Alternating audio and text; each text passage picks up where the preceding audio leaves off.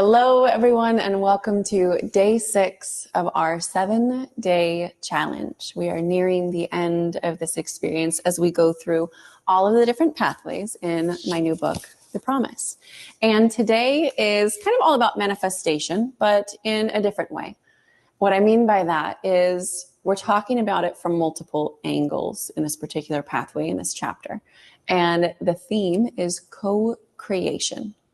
How do you create the life that you want? And also, when do you surrender to the divine? Because the co is the kind of special word there. It's not just creation. We can create our lives. But what happens when we lean into co-creating with our divine power? Far more magical things. I think with manifestation, a lot of people talk about wanting to create something in the 3D world, or they feel almost separate from the world and they still want to experience the vast array of blessings. And I think we forget that in order for us to move matter, in order for us to really manipulate matter and manifest beautiful things, we need to be connected to all that is. And a part of that is understanding that we are one part of a grander whole. And that's why co-creation is so important. So let's talk about the difference a little bit of what that looks like before we get into our reading, of what that can look like, and just something to kind of chew on here. How often do you feel that in order to create what you want in life, you need to roll up your sleeves, do the work, and grind it out? Now, by all means, taking action is vital to manifestation. It is not waving a magic wand or anything like that. But sometimes we start playing the human game to a point that we forget that the divine is there to assist us through that process. So just play with something that you've created or you're trying to create. Maybe it's not showing up very easily. And ask yourself, am I trying to do this alone? And if it's not showing up, or if it's showing up a little funny, you can ask yourself, have I been willing to co-create? Have I been willing to do the work that I need to do, take it as far as I can? And then when it starts feeling heavy, to continue to try to force it, that's when we're being called to surrender. And that's what co-creation really is I will do what I can, and I will also follow maybe the breadcrumbs, or I will lean into and ensure that the divine is present in those actions so that I can create as one. So let's jump into a little reading here on this. The fear of letting the divine take the lead. I feel like this is a perfect part of this chapter in this pathway, because I think most often we feel like if we surrender, that means we're giving up. Or because we don't know what it's going to look like, it just doesn't feel very comfortable to do. So let's talk about that. When you're co-creating with the divine, you're the co-pilot, and you're letting the divine take the lead. At our core essence, we're no different from the divine. So you can view this as, I'm letting my soul, higher self, maybe you call it God, universe, take the lead. This is an extraordinary shift, because it means that even if we tend to exert control in our lives, I'm looking at my type A readers here. I see you, I love you, and I totally understand you. We can allow ourselves to walk toward divine light, which is eternally wise and knows who we truly are and what we truly want better than our human self does. Lots of people are anxious about the idea of letting the divine take the lead. I often hear such questions as, will my husband still love me? Will I have to leave my job?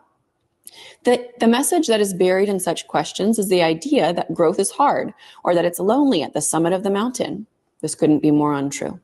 Certainly, when I went through major shifts, there were lots of structures that got torn down in my life, and plenty of people who dropped off. The human perception of such changes is that they signify painful loss. But there's a future version of us that we're co-creating with the divine, and it has the power to roll with the punches and handle everything that occurs with the beautiful energy of grace and acceptance. This aspect of us, which gets birthed as we move into the light, is able to flow with the changes because they're connected to the deeper eternal truth of who we are. And the deepest essence of who we are is oriented toward growth and expansion, which is viewed as a welcome adventure rather than a reason to bury our heads in the sand and stay stuck in the same old, same old. I've had moments when I was stuck in my human story and I said to myself, I don't want to grow. It's triggering my issues around abandonment and loss. But there was another part of me that understood I was co-creating with a higher power that wanted the best for me and that was deeply invested in my happiness. Was I happy in those times when I felt paralyzed by the fear of change? No, I was simply reverting to old patterns that felt safe and familiar. As I started to think about the possibility of living a life in which I felt inauthentic, I understood that my unhappiness would only make me feel emptier and more unfulfilled if I didn't lean into change and let the divine take the lead with me riding shotgun. I love that visualization.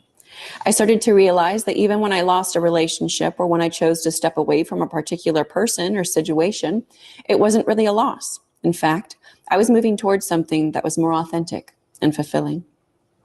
Even in the times when I had to cut off certain relationships, I knew we were still connected on a soul level and that I was leaving the door open for a different kind of relationship with that person in the future. As I've seen countless times, there's no such thing as the end of a relationship when we are operating on the understanding that light always brings us home to one another, even if that's only on a soul level. Plus, we are all deeply connected, so it would not behoove me to attempt to fully disconnect from someone without taking a higher version of them into account and creating connection on that level. It's my personal belief, at least.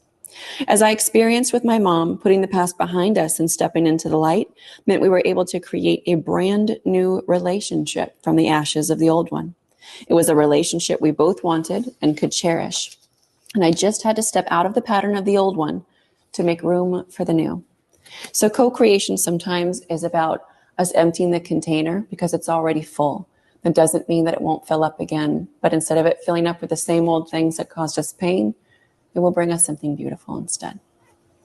So at this point in the challenge, I am sure that you either have books on the way to your home or in your Kindle, or you're already reading it. But as a reminder, one book, if you haven't signed up for it yet, even if you already got it, make sure you go to discoverthepromise.com. That's where you're going to sign up for your free one-day event with me and a bunch of amazing people where we go over some of the pathways in the promise and just some fun stuff.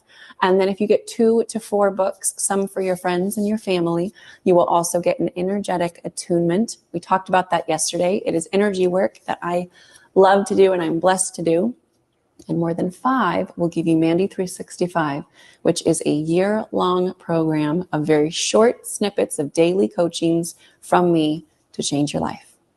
Alrighty, thank you so much for joining me on day 6 of our 7-day challenge. I'll see you tomorrow. It's our last day. And in case no one has told you today, I love you.